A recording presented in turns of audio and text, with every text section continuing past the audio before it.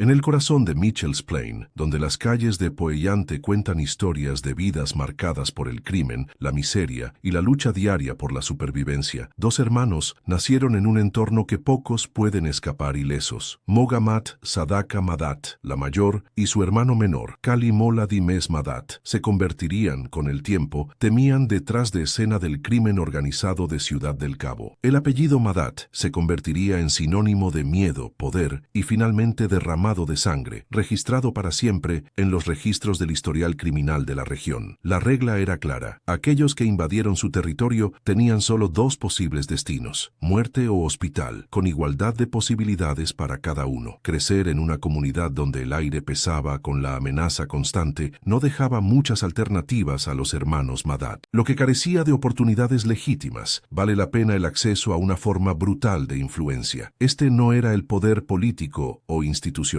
sino la fuerza bruta e inestable de las calles, ejercida por los estadounidenses, uno de los grupos criminales más temidos y arraigados en los pisos. Al principio, los dos fueron moldeados no solo por el entorno hostil, sino también por figuras más antiguas dentro de la jerarquía de pandillas que les vio potencial, ambición y lealtad inquebrantable. Entre fines de la década de 1990 y principios de la década de 2000, tanto Sadaka como Dimes ya estaban profundamente involucrados en las operaciones de los estadounidenses, especialmente en una facción disidente conocida como Examen. Su ascensión coincidió con un periodo de guerras muy turbulento entre las pandillas, donde los límites de los territorios fueron rastreados y redefinidos con sangre, mientras que los esquemas de extorsión, las redes de tráfico y los asesinatos se convirtieron en parte de la rutina. Dimes, conocido por su fuerte instinto y decisiones implacables, fue vista como la más peligrosa de los dos, mientras que Sadaka, aunque más reservada, ejerció una autoridad silenciosa, pero igualmente letal. Dimes Madat sobrevivió más de 17 intentos de asesinato. En uno de ellos, describió cómo los atacantes lo dejaron muerto. Fue aquí donde me golpearon. Fingí estar muerto. Cubrí la cabeza con su brazo. Querían golpearme en mi cabeza, pero solo lograron alcanzar mi mano. Pensaron que había muerto. Tomé mi arma y huyeron, y todavía estoy aquí. Esta fue solo una de las docenas de ataques contra su vida, incluidos algunos orquestados por el grupo Pagad Vigilante en la década de 1990. Aunque ambos fueron considerados líderes de alto riesgo dentro de las facciones disidentes de los estadounidenses, también construyeron su propia reputación. No eran soldados simples, sino estrategas. Sus actividades se extendieron a través de vecindarios como Rocklands y Lentejuer, donde hicieron redes que generaron riqueza ilícita y atrajeron enemigos igualmente violentos. Sin embargo, el mundo del crimen rara vez ofrece una estabilidad duradera. Ya en la década de 2010, los cambios en las alianzas, las disputas de territorio y la traición comenzaron a socavar la base sólida que los hermanos Madat ayudaron a erigir. Los rumores crecieron de que Dimes había superado todos los límites con sus métodos brutales, haciendo enemigos no solo en pandillas rivales, sino también dentro de los rangos divididos de los estadounidenses. Sadaka, mayor y más reflexiva, trató de mantenerse discreta, pero el pasado pesaba en ambos, y el caos del presente eventualmente los alcanzaría. Con la creciente presión de las autoridades sobre las actividades criminales y las calles sellando la tensión, el nombre Madat ya no se pronuncia con respecto a ser mencionado con expectativa. La pregunta ya no era si los hermanos serían asesinados, sino cuándo. Y en ese universo, tales predicciones rara vez fallaron. El escenario se montó. Dos hombres que han sido reyes absolutos de los Cape Flats ahora estaban marcados por el código que siguió durante tanto tiempo. Los que viven por el arma, mueren por el arma. En 2022, el nombre de Kalimola Dimes Madat todavía hacía eco como advertencia en las calles de Cape Flats, pero el imperio que ayudó a construir estaba comenzando a colapsar bajo sus propios pies. Antiguo brazo derecho y líder en el Examen, una facción disidente de los notorios estadounidenses, los monedas de 10 centavos vivían de acuerdo con un código de violencia extrema. Ahora, sin embargo, le estaba pagando el precio. Sus operaciones en Rocklands y Lentejuer estuvieron marcadas por esquemas de extorsión, distribución de drogas y rivales calculados. Pero cada año, su lista de enemigos creció, no fuera de los estadounidenses, pero dentro de la organización misma. El domingo 6 de noviembre de 2022, Dimes recibió una llamada que confirmó sus sospechas. Venían tras él. Él y su guardaespaldas acababan de salir de una casa en Northwest Street en Rocklands cuando llegó la muerte sin previo aviso. Según los informes, un Toyota Etios blanco y una camioneta roja se detuvieron irrumpieron en la escena. Hasta 7 francotiradores cayeron por los vehículos y abrieron fuego en una lluvia de balas. Dimes fue golpeado 11 veces, su cuerpo con cuerpo, colapsando sobre Monsoon Road. Murió en el acto. Su guardaespaldas, aunque herido en el ataque, sobrevivió y fue tomado por la unidad de antiguos SAPs. Un portavoz de la policía, Joseph Ward Bowie, confirmó los detalles. La policía de Mitchell's Plain asistió a un incidente el domingo 6 de noviembre de 2022. Al llegar a Monsoon Road alrededor de las 12:45 p.m., encontraron el cuerpo de un hombre de 56 años con múltiples lesiones en la bala. La escala y la precisión del ataque dejaron en claro que no era un crimen aleatorio. Las fuentes vinculadas a las pandillas declararon que era una ejecución interna. Según los informes, Dimes fue sentenciado a muerte al menos una semana antes, pero el primer intento fue abortado. Esta vez los ejecutores no dudaron. Entonces, los rumores sugirieron que había cruzado líneas demasiado peligrosas. Tal vez incluso desafió las órdenes de líderes superiores dentro de la estructura fracturada de los estadounidenses. Algunos dijeron que se había vuelto incontrolable, una amenaza para el frágil equilibrio de poder del grupo. Otros señalaron disputas internas de territorio y dinero. El mensaje era claro: ni siquiera un teniente de alto rango como las monedas de 10 centavos estaba por encima de las reglas del inframundo. En las horas siguientes, las calles de Rocklands estaban cargadas de tensión. La comunidad, acostumbrada a la violencia, esperaba represalias, lo que parecía inevitable. Para Mohammad Sadaka Madat, el hermano mayor de Dimes y su socio de toda la vida en el crimen, ese asesinato no fue solo un problema comercial, era personal. Mientras que las fuerzas policiales intensificaron la vigilancia, Sadaka comenzó a alejarse del centro de atención. Pero los centrocampistas sabían que el Madat mayor no lo dejaría impune. Sin embargo, el mundo del crimen tiene sus propias leyes. El lunes 1 de abril de 2024, los disparos se hicieron eco de las calles de la llanura de Mitchell nuevamente. Esta vez fue Mohammad Sadaka Madat, a veces escrita como Mohammad Sadaka Madat, quien se convirtió en la última víctima de las guerras de Ciudad del Cabo. Filmado en el asentamiento informal del Clip del Capitán, Sadaka sucumbió a las heridas después de décadas inmersas en el crimen organizado. Fue llevado de urgencia al hospital, pero no pudo resistir. Con su muerte, el último de los temidos hermanos Madat se ha ido. El asesinato de Sadaka no fue un evento aislado. Estaba enraizado en una red de traición, derramamiento de sangre y rivalidades criminales que se habían prolongado durante años. El ciclo de violencia, que ellos mismos ayudaron a alimentar, finalmente los alcanzó. Al igual que Dimes, Sadaka murió del mismo código que juró seguir, la implacable ley de las calles. Esta rivalidad, sin embargo, no fue reciente. Sus raíces fecharon casi 2 décadas, cuando los estadounidenses reinaban casi absolutamente absolutos en las calles de la llanura de Mitchell. Pero el tiempo, las disputas internas y la pérdida de territorio socavaron su poder. Los chicos elegantes, una pandilla en ascenso con métodos calculados, fueron los principales sospechosos detrás del ataque contra Sadaka. Conocidos por su estrategia expansiva, aprovecharon la fragmentación de grupos más grandes como los estadounidenses y la eliminación de figuras veteranas como los hermanos Madat era parte de este plan. La tensión en la región disparó inmediatamente. Las autoridades ya monitorearon el área debido al aumento de la violencia, y la muerte de Sadaka encendió la advertencia a una posible guerra abierta entre los chicos elegantes y los restos de los estadounidenses. Los residentes se prepararon para lo peor: tiroteos, represalias y el colapso definitivo de la frágil paz que todavía quedaba en los pisos. Pero para entender por qué Sadaka fue asesinado, debes volver a 2007, el año en que las primeras grietas graves aparecieron a la cabeza de los estadounidenses. En octubre de ese año, el asesinato de un gángster conocido como Charara sacudió el inframundo criminal de Ciudad del Cabo. Días después, Marky Mose Williams, otro miembro prominente de los estadounidenses, también fue ejecutado. Los rumores señalaron rápidamente a Sadaka Madat, mientras el cerebro detrás de la muerte de Williams. Las calles susurraron que uno de sus secuaces había apretado el gatillo. Este crimen, como argumentarían los fiscales más tarde, sería la chispa de uno de los ensayos ataques en la historia de las pandillas en la ciudad, la masacre de Woodstock. El 5 de noviembre de 2007, 5 personas fueron ejecutadas y varios taxis quemados en Woodstock. La escena del crimen, un negocio de transporte propiedad de Sadaka, que también sirvió como sede de pandillas. Se cree que el ataque fue una represalia por asesinatos anteriores, marcando el colapso explosivo de la unidad dentro de los estadounidenses. Una decisión del Tribunal Superior del Cabo Occidental en 2010 confirmaría lo que muchos ya sospechaban. Una lucha violenta por el poder, especialmente para controlar las rutas de drogas, se había establecido en el grupo. El tribunal señaló que Sadaka era sospechoso de orquestar la muerte de Mary Moke, con la acusación de que uno de sus hombres habría disparado el disparo fatal. La masacre de Woodstock fue un punto de inflexión. En 2008, Sadaka ya había sido condenada por diamantes y tráfico de drogas, con una sentencia programada de 10 años, incluso tras las rejas. Sin embargo, su influencia persistió. Cuando resurgió en la década de 2010, el escenario criminal había cambiado. Los estadounidenses estaban divididos, consumidos por facciones rivales y traiciones. Fue en este vacío donde surgieron los Chicos Elegantes, un grupo ambicioso que aprendió de los errores de sus predecesores. A diferencia de las antiguas tácticas estadounidenses, basadas en la fuerza bruta, los Chicos Elegantes construyeron su imperio con un enfoque más moderno y estratégico. Aprovecharon las debilidades de las pandillas fragmentadas, reclutaron soldados decepcionados y ofrecieron salarios más altos, drogas de mejor calidad y armamento superior. En muchos sentidos, repitieron la fórmula que los estadounidenses solían dominar en las décadas de 1980 y 1990, pero con un refinamiento calculador. Un informe sobre la dinámica de las pandillas enfatizó: los elegantes chicos exploraron conflictos internos de pandillas rivales y desarrollaron una estrategia atípica, combinando seducción y fuerza. Ofrecen salarios más altos, drogas más grandes y armas permanentes, creando una pandilla más atractiva y un ambiente criminal aspirante. Esta construcción metódica del poder, parte de la persuasión, parte de la coerción, estaba erosionando lo que quedaba de la hegemonía de los estadounidenses. Sadaka, ya un rastro de una dinastía en ruinas, representaba un obstáculo para este avance. Su ejecución no fue solo la venganza, sino un corte limpio con una era de liderazgo criminal que había perdido su relevancia. Por lo tanto, en los rincones polvorientos de un asentamiento informal en la llanura de Mitchell, el último de los hermanos Madat cayó, no en un tiroteo épico o una prueba mediatizada, sino silenciosamente, eficiente y definitivamente. En la vida, Mohammad Sadaka y su hermano Dimes gobernaron por miedo y fuerza. En la muerte, se convirtieron en meras notas al pie en un inframundo de transformación, donde la lealtad es negociable y el legado no vale nada si no se puede defender. Las calles los recuerdan, pero las calles continúan.